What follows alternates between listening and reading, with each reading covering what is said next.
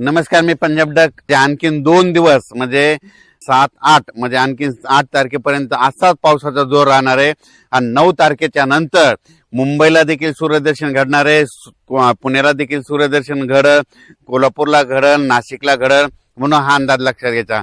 म्हणजे 9 तारखेच्या नंतर हे पावसाचा जोर ओसरणार आहे, म्हणून हे अंदाज सर्व शेतकऱ्यांनी आणि जनतेने हा अंदाज लक्षात घ्यायचा.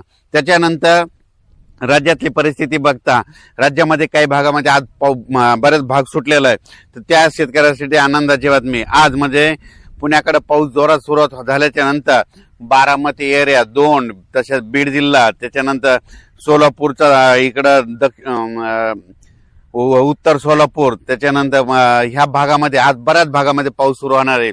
सांगलीकडे देखील जोरदार पाऊस सुरू होणार आहे, म्हणून हा अंदाज लक्षात घ्यायचा. फक्त सोलापूर जिल्ह्याचा म्हणजे दक्षिण भाग थोडा राहील, आजच्या थोडा कमी राहील, पण त्याच्यात दक्षिण सोलापूरला उद्याच्याला पाऊस पडेल आणि त्यांच्या देखील पेरण्या होतील, ही अंदाज लक्षात घ्यायचा. त्याच्यानंतर लातूर जिल्हा, बीड जिल्हा, परभणी जिल्हा, जालना जिल्हा, अहिल्यानगर आज दुपारनंतर 2:30च्या नंतर इकडे देखील बऱ्याच भागामध्ये पाऊस सुरू होणार आहे, म्हणून हा अंदाज लक्षात घ्यायचा. आणखीन 2 दिवस म्हणजे मराठवाड्यात देखील पाऊस असणार आहे, म्हणून मराठवाड्यातल्या शेतकऱ्यांनी हा अंदाज लक्षात घ्यायचा. म्हणजे मराठवाड्यामध्ये सांगायचं झालं तर लातूर जिल्हा, धाराशिव जिल्हा, बीड जिल्हा, परभणी जिल्हा, जालना जिल्हा, संभाजीनगर, हिंगोली जिल्हा, नांदेड जिल्हा, मराठवाड्यात देखील आज दुपारच्या नंतर चांगला जोराचा पाऊस सुरुवात होईल. आणि 2 दिवस म्हणजे आज 6, 7 आणि 8 म्हणजे आणखीन 3 म्हणजे आजचा 1, उद्या 3 दिवस 8 तारखेच्या नंतर मराठवाड्यातले देखील पावसाचा जोर उसरणार आहे. 9 तारखेला मराठवाड्यात चांगलं सूर्यदर्शन घडणार आहे, म्हणून हा अंदाज मराठवाड्यातल्या शेतकऱ्यांना लक्षात घ्यायचा. ज्यांची कोणाची पेरणी राहिली असेल, जर जमिनीत ओल असेल तर तुम्ही तुमच्या पेरणीचा निर्णय घेऊ शकता. त्याच्यानंतर सांगायचं झालं तर विदर्भाकडे पूर्व विदर्भाकडे आजच म्हणजे वर्धा, नागपूर, भंडारा, गोंदिया, चंद्रपूर, यवतमाळ तिकडे आज देखील पाऊस सुरू आहे. आणि त्याच्यानंतर आणखीन 2 दिवस 6 आणि 7 आणखीन 2 दिवस तिकडे विदर्भात पाऊस पडणार आहे.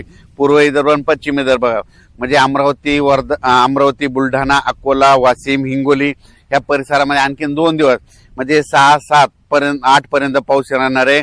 8 तारखेला चांगलं दुपारनंतर सूर्यदर्शन घडणार आहे, म्हणून विदर्भातल्या शेतकऱ्यांनी हा अंदाज लक्षात घ्यायचा. विदर्भातल्या शेतकऱ्याची कोणाची पेरणी असं तर तुम्ही काय करायचं, 8 तारखेला तुमच्याकडे सूर्यदर्शन घडलं आणि त्यानंतर वापसा झाल्याच्या नंतर तुम्ही तुमच्या पेरणीचा निर्णय घेऊ शकता.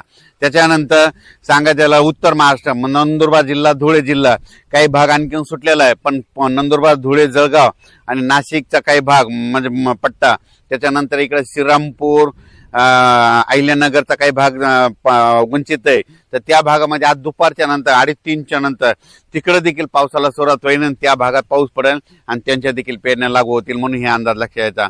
म्हणजे आणखीन उत्तर महाराष्ट्राकडं म्हणजे 6-8 तारखेपर्यंत उत्तर महाराष्ट्राकडे पाऊस असणार आहे. नाशिक जिल्हा, नंदुरबार जिल्हा, धुळे जिल्हा, जळगाव जिल्हा, मुंबईपर्यंत. आणि 9 तारखेला मुंबईला देखील सूर्यदर्शन घडणार आहे, म्हणून हे अंदाज सर्व शेतकऱ्यांनी लक्षात घ्यायचा. कोल्हापूरच्या पंचगंगाची पातळी जवळपास 27-28 फुटापर्यंत गेली आणि 39, 40, 41 गेली की धोक्याची पातळी असतील. 42ला मात्र सगळ्या कोल्हापूर, सांगलीकडे पाणी पसरतं. पण तुम्हाला सांगू इच्छितो की तिकडे देखील घाटमाथ्यावर आणखीन 3 दिवसात पावसाचा जोर असल्यामुळं तिकडे जवळपास माझं तर म्हणणं आहे 35 फुटापर्यंत पातळी जाईल. धोक्याच्या बाहेर काही जाणार नाही, कारण की 35-36 फुटापर्यंत पातळी गेल्याच्या नंतर म्हणजे ते पाणी एवढं शिरत नाही शहरामध्ये, पण 38च्या नंतर गेल्याच्या नंतर धोक्याची पातळी ओढणती. म्हणजे पंचगंगाचं पाणी 38 फुटाच्या वरती गेलं की समजायचं कोल्हापूर जिल्हा, सांगली जिल्ह्यामध्ये शहरात पाणी जायला सुरुवात होती, धोक्याची पातळी ओलांडती. आणि 42 फुटाला मात्र सगळीकडे पूर परिस्थिती निर्माण होती. पण काय होणार आहे, आणखीन 2 दिवस तिकडे घाटमाथा परिसर पाऊस पडणार आहे, कोयना धरणात पडणार आहे, त्याच्यामुळे 35-36 पर्यंत पातळी जाऊ शकते, म्हणून त्यांनी नदीकाठच्या लोकांनी पंचगंगाच्या सतर्क करावे.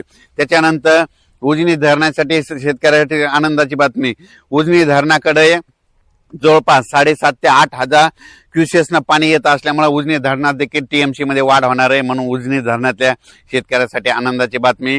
त्याच्यानंतर निळवंडी धरण, भंडारा धरण या धरणात देखील पाण्याची साठे वाढत झाली, त्यांची टक्केवारी अजून आलेली नाही, त्याचा व्हिडिओमध्ये उद्या दिला जाईल. त्याच्यानंतर गोदावरी नदीला इकडे पूर आलेला आहे, इकडं पुण्याकडे देखील पूर आलेला आहे, म्हणून नदीकाठच्या लोकांनी सतर्क करावे. मी पहिल्यांदाच म्हणत होतो ना, नदीकाठच्या लोकांनी आपण आपल्या पाईपलाईनची काळजी घ्यावी. राज्यात मात्र आणखीन 3 दिवस म्हणजे 6, 7 आणि 8 3 दिवस पावसाळी वातावरण आहे. त्याच्यानंतर 9 तारखेच्या नंतर सूर्यदर्शन होणार आहे.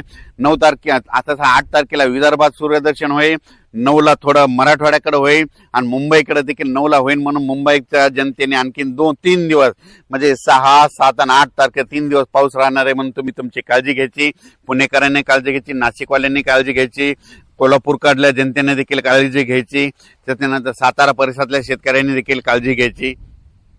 तसेच बीड जिल्ह्यामध्ये कडा आष्टी या भागात, त्याच्यानंतर अहिल्यानगरमध्ये बऱ्याच भागात पाऊस पडलेला नाही.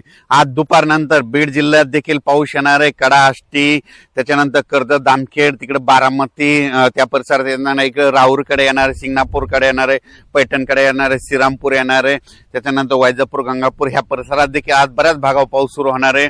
म्हणून त्यांच्यासाठी आनंदाची बातमी, बीड जिल्ह्यासाठी आनंदाची बातमी म्हणून हे अंदाज लक्षाचा. हे आता 8 तारखेपर्यंत पाऊस राहणार आहे. त्याच्यानंतर वातावरण पुन्हा लगेच 14च्या नंतर पुन्हा एकदा राज्यात वातावरण बदलणार आहे. 4-5 दिवस तुम्हाला थोडी विश्रांती देईल पाऊस, पण 14 जुलैच्या नंतर परत एकदा पावसाचं वातावरण तयार होईल. म्हणून हे अंदाज लक्षाचा. त्याचा व्हिडिओ नंतर दिला जाईल. तसेच नाशिकच्या शेतकऱ्याच्या, नदीकाठच्या शेतकऱ्या, बऱ्याच शेतकऱ्याच्या शेतामध्ये पाणी गेलेलं आहे. त्यांनी स्वतः काय करावं, त्यांच्या तहसीलदारकडे जाऊन त्यांनी त्यांचे पंचनामे करून घेण्याची तयारी ठेवायची. कारण की त्यांचं त्या पुरामुळे अतोनात नुकसान झाले, कोणाच्या पाईपलाईन वाहून गेलेलं आहे. त्यांना त्यांचं आपलं जे ग्रामसेवक तलाठी असतील त्यांना जाऊन त्यांचा पंचनामा करणं सगळ्यात महत्त्वाचं गरजेचं आहे. धन्यवाद.